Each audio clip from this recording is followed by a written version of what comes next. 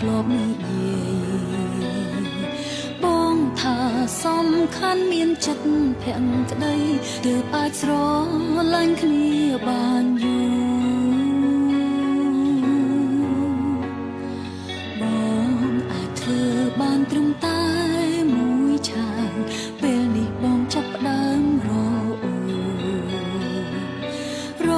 រឿងឆ្លោះប្រកែកឥតអាសូរពេលចង់បានអ្វីមិនបានដូចចិត្តចង់ទៅក៏ទៅបើបងចង់ទៅក៏ទៅបើសិននៅក្បែរអូនបងគ្មានក្តីសុខទៅរកមនុស្សដែលបងប្រាថ្នារកអ្នកណាដែលមានគ្រប់សពអាចបងពេញចិត្តទៅ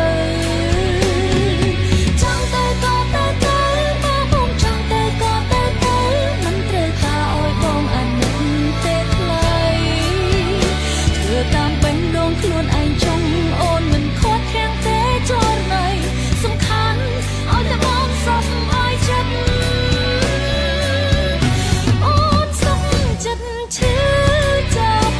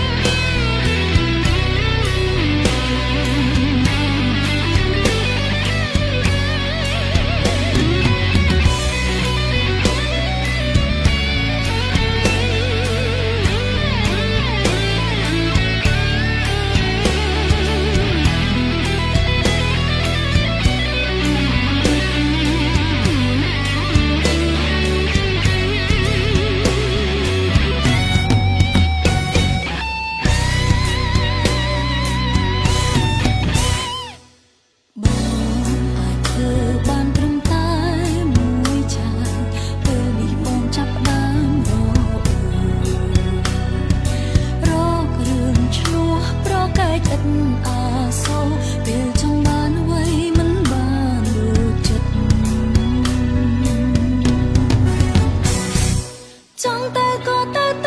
បើបងចង់ទៅក៏ទៅ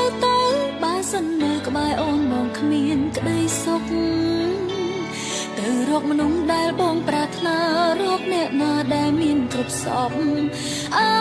ចបងពេញចិត្ត